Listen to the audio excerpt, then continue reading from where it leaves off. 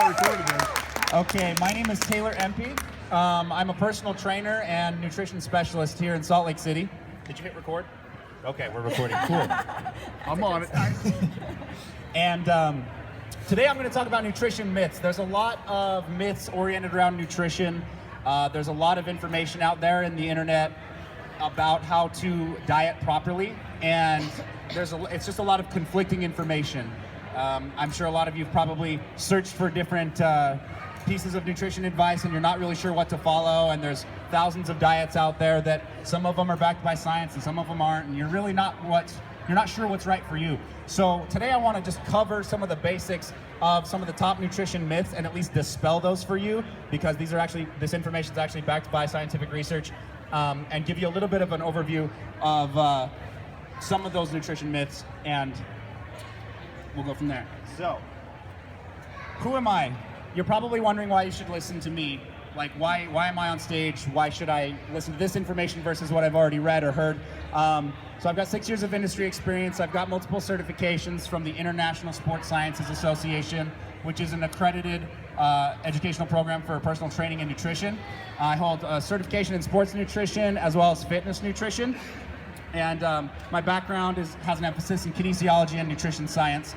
I also have a first degree black belt in Taekwondo, and then I'm the co-founder with my co-founder Shane over there of the Metabolic Radio podcast that you can download for free on iTunes or any other major podcasting platform.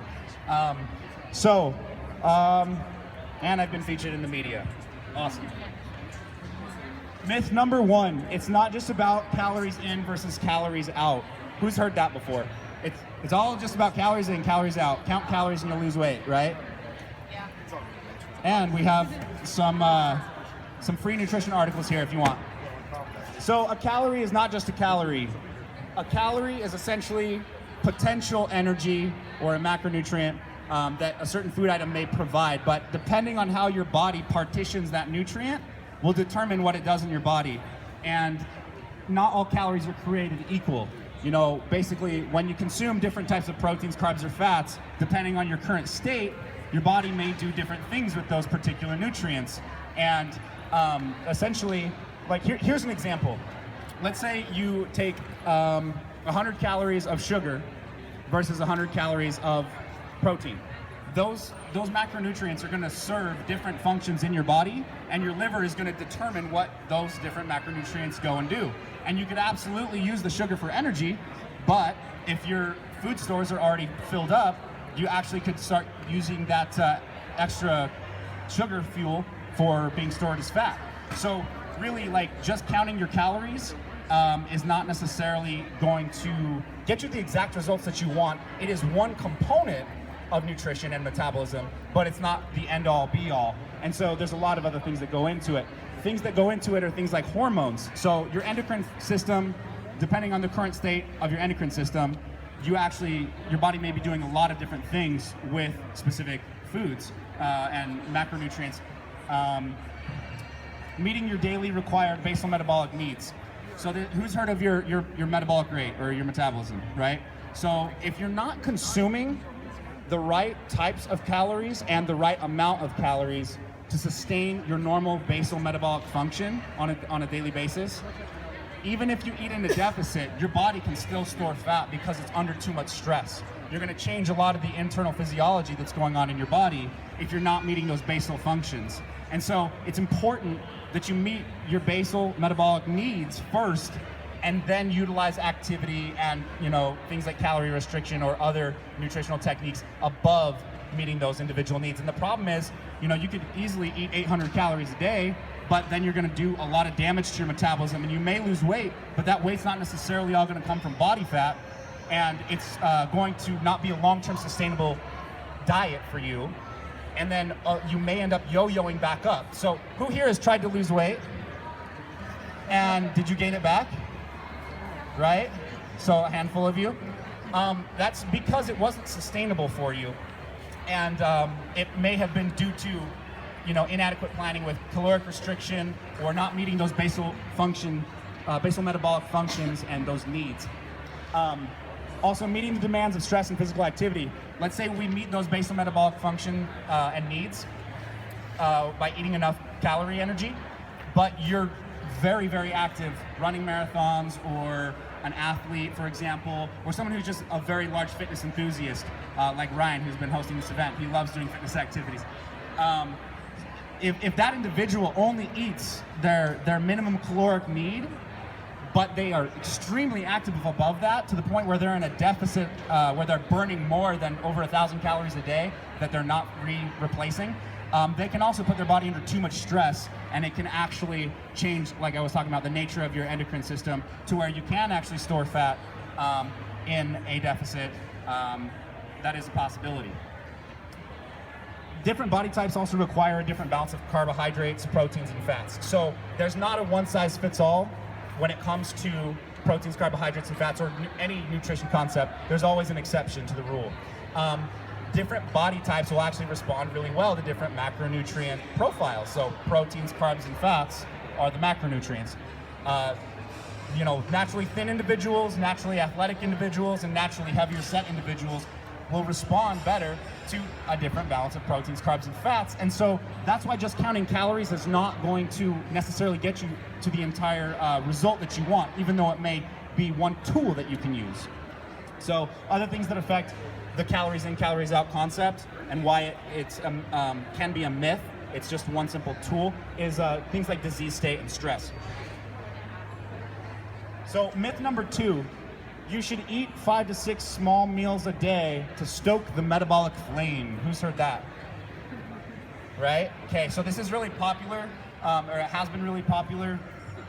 It's being a little bit dispelled as more information comes out.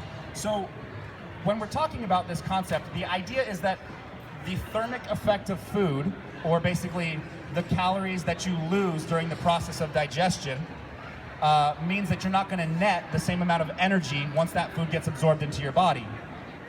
So people say, well, okay, if I'm going to burn off some of that food every time I eat, the more frequently I eat, then the less that I'll net. But if you do the simple math, you'll see that if you eat 2,000 calories in one meal, right, you get the same thermic effect or burn off that you get eating 5 or 6 meals a day, and the thermic effect and the burn off that you get from that. So ultimately, at the end of the day, you're still netting the same amount of calories.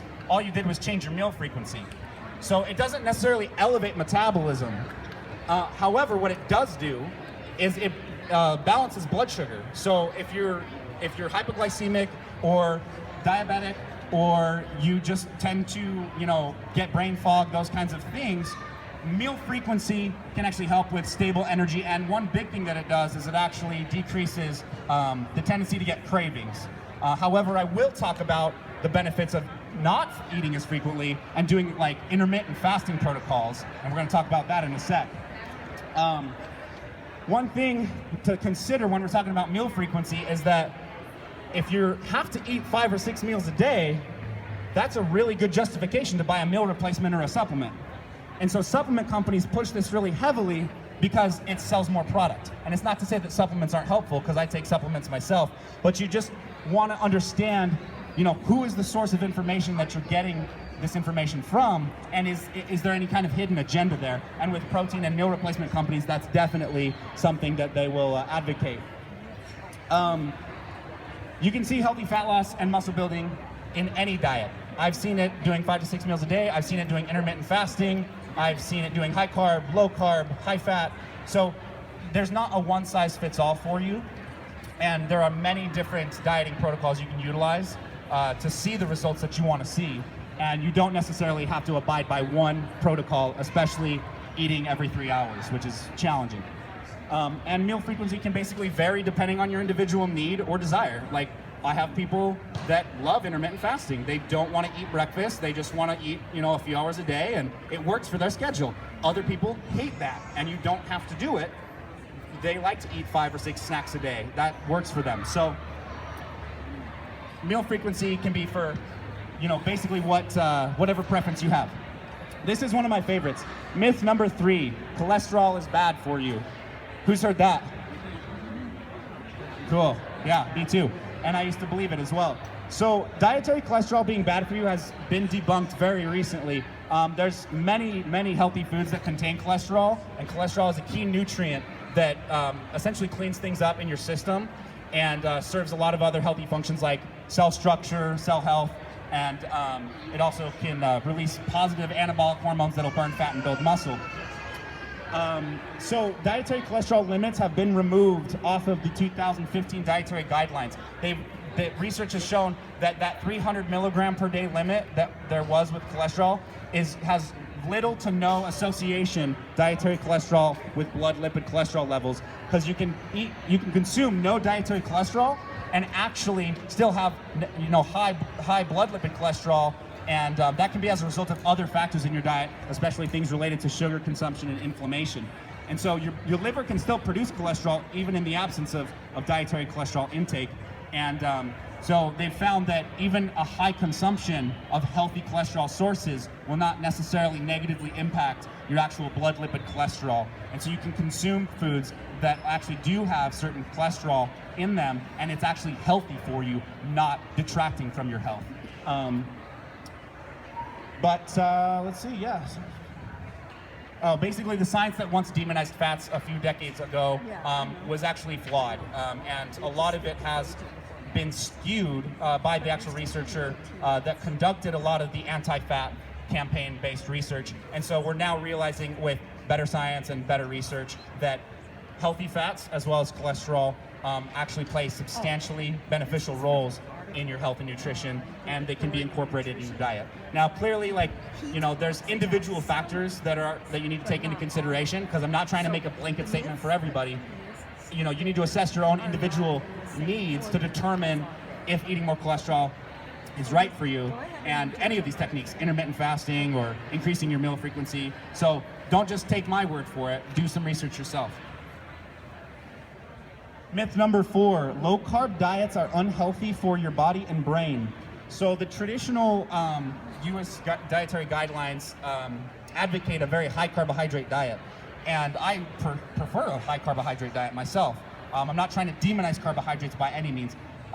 However, your carbohydrate intake all of your dietary intake really should be regulated by your activity level and your individual needs. Basically, if you're a sedentary individual who works 9 to 5, who doesn't get more than 10,000 steps a day, who's not very physically active, you just don't need a lot of carbohydrates. Your body can store carbs in your liver, in your bloodstream, and in your muscles for up to 2 days worth of stored food energy. So you don't necessarily need to be consuming high amounts of carbohydrates on a daily basis, especially if you're not very physically active. So for individuals specifically of the endomorphic body type, which are those naturally heavier individuals, they tend to have lower carbohydrate tolerance. And so it's easier for them and their body to convert carbohydrates to fats. And so it's actually beneficial for those types of individuals to keep a lower carbohydrate intake and a higher healthy fat intake, as their body will actually have a better time metabolizing that versus a lot of carbohydrates, which in turn turn to sugar in your body. Ketogenic diets are really popular right now, and there's even some keto people here. I'm not sure their background and what they can tell you about it, but I'm not an expert in ketogenics. However, there's a lot of great research behind it. It is still a new and emerging field, but it is trendy and it is a fad right now. But it is science-based. So ketogenic diets can just be a little difficult to adhere to say the least. I've done them myself and I've seen results. But for my particular lifestyle, I just like to incorporate carbohydrates. Ketogenic diets essentially are almost no carbohydrates, high amounts of fat, and then a moderate amount of protein. And they do work for muscle building and fat loss, depending on your individual factors. It's just a very rigid diet. But there is substantial research to support low carbohydrate as well as high fat or ketogenic diets. And your body and brain can run off ketones. A lot of people get concerned and they say, well, if you don't eat carbs, you're not going to be able to have proper brain function. Well, that's because you've taught your body to run off of that, and that's its preferred source. But it can also run off of the ketones, which is an energy source that comes from healthy fat consumption. And so what we want to do is, in my opinion, you should promote what's called metabolic flexibility. And this is the ability for one to switch between different energy sources effectively and efficiently, so you can go from sugar burning to fat burning back and forth without having a lot of negative physical outcomes, especially cognitive functioning. And there actually is a lot of research to support once your body can shift to utilizing both glucose and ketones for fuel, your cognition can actually increase with the ability to use ketones or healthy fat sources for fuel as well. So just know that there's not, it's not just black and white. There's a lot of different things that you can do for your nutrition that will allow you a lot of flexibility and create actually a healthier metabolism, so you can have more flexibility in your diet, more flexibility in your nutrition, and thus your lifestyle, without seeing as many negative outcomes. Can you guys hear me okay? Yeah. We're good? Okay. Myth number 5, fasting is unhealthy for you. So intermittent fasting, who's heard of that? Okay, so it's getting popular as well. Intermittent fasting, fasting in general was looked at as more of like a sacrifice, and like, you're depriving yourself and those kind of things. There is actually a slew of information that is very positive on doing focused periods of fasting for an appropriate amount of time, as long as you're hitting your macro and micronutritional needs during a specific window. And that's the only issue, is you got to make sure that you eat the right amount and types of foods to sustain yourself inside those feeding windows. However, research shows that intermittent fasting will decrease inflammation. It helps dramatically increase insulin sensitivity. So for anyone here who's pre-diabetic or has diabetes in their family, or is just conscientious about that, intermittent fasting really increases your ability to have higher insulin sensitivity, which means when you consume carbohydrates, your body will be more effective at processing and utilizing them, so you don't have to consume nearly as many for the same effect, as well as it will prevent the development of type 2 diabetes. Let's see, other benefits. So we talked about it's anti-inflammatory, increases insulin sensitivity. It also releases positive anabolic hormones, human growth hormone and testosterone, during a fasting window that actually do give you energy, increase cognitive functioning, and can mobilize more body fat for energy, so fat metabolism. So that's just to name a few of them, but intermittent fasting is actually quite safe for both men and women of normal or overweight body types, with no pre-existing medical conditions that necessarily are contraindicated for that. Yeah, so you should check out intermittent fasting. There's a lot of protocols on how to do it, and you have to do it right. So make sure that if you have questions, come talk to me about any of this. We're at that booth just around the corner there, second to last row, and I'd be happy to talk to you about any of these concepts, but I just want to make sure we get through everything because I am on a time limit. So there's many ways to engage in healthy fasting. That can include like fasting for 16 hours, eating for 8 hours, eating normal for 3 days, fasting for 24 hours, eating normal for 2 days, fasting for 24 hours. There's a lot of different protocols that you can follow. It really is about finding what's right for you and your lifestyle, and if intermittent fasting is even something that you want to incorporate, because you don't have to do it to also see results. It's just one tool, and that's what we like to talk about, is that all of this stuff, all this nutrition advice, training advice, supplement advice, they're just tools in your tool bucket, and we can utilize any combination of them to get the job done. There's no one size fits all. So as you can see, there's some of the benefits of IF, as we call it. And this last thing I want to talk about on this one is going catabolic. Who's heard that? Like, you're going to go into a catabolic state and lose all your muscle? Okay, a couple of you. So this concept basically is pushed by some people who have agendas, like some supplement companies, as well as different dieting protocols, because they say, well, if you don't eat protein or food, very frequently, then you're going to lose all your muscle, which is not necessarily true. The research on intermittent fasting shows that you can fast up to 48 hours without losing lean mass tissue. And that's because you have all that glycogen built up that we talked about, all the carb stores in your liver, bloodstream, and muscles, that your body's going to feed off of that for the next 2 days. Now, I'm not telling you should fast for 2 days, but what I'm telling you is that you don't have to necessarily worry about taking in a lot of supplements or protein or meal replacements or doing high meal frequency just to make sure you don't go catabolic. or break down muscle for those of you whose goals are muscle building or raising your metabolism. And so you can actually see positive benefits in your metabolism from doing specific fasting windows and not run the risk of losing muscle. And I've personally experimented with this, and I did a 3-month intermittent fasting protocol where I fasted for 8 hours of my sleep and then 8 hours in the morning, and then I ate from noon to 8 p.m. for 3 months. And I lost 13 pounds of body fat and I gained a pound of muscle. So that's anecdotal, but I didn't change anything else about my programming, just that. So next, the last myth is focusing on weight loss is healthy. So again, myth number 6 is focusing on weight loss is healthy. I say that this isn't necessarily always true, or that it can be a myth, is because weight is a really poor indicator of our health status. Unless you're severely obese, weight actually doesn't tell us very much about what's going on the inside.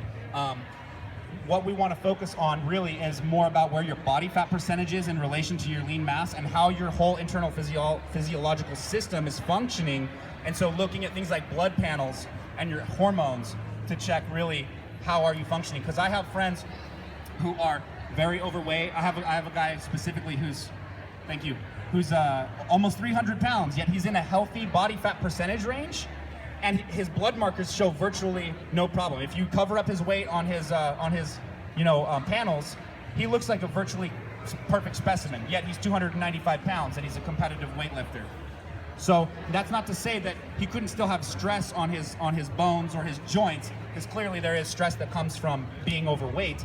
But just understand there's way more to looking at what determines your health than just what the scale says. And the scale messes with people psychologically. I've worked with hundreds of clients over the last 6 years who have broke down crying because they associate so much emotion with the number on the scale, yet they can be perfectly healthy and in normal weight ranges, but because society and the media tells them that they need to focus on that, it's a detrimental experience for them. So focus on your overall composition, how you look, how you feel, and how you perform, and what your blood markers say. And that's a way better way to look at your health than just what the scale says. And it's entirely possible, because I've done this for clients, to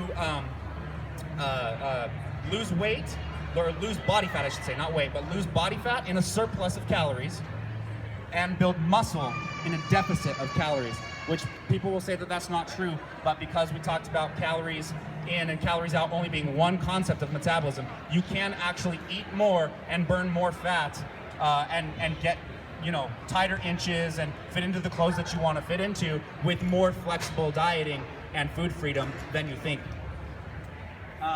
So BMI is body mass index, and that's the height to weight ratio that is used for a lot of statistics in the medical community. And it's really good for those epidemiological statistical measurements. But when we're talking about the health of the individual, it just measures how much weight do you have for your body structure, essentially. And it doesn't take into account the difference in certain health of different tissues like lean mass, which is muscle.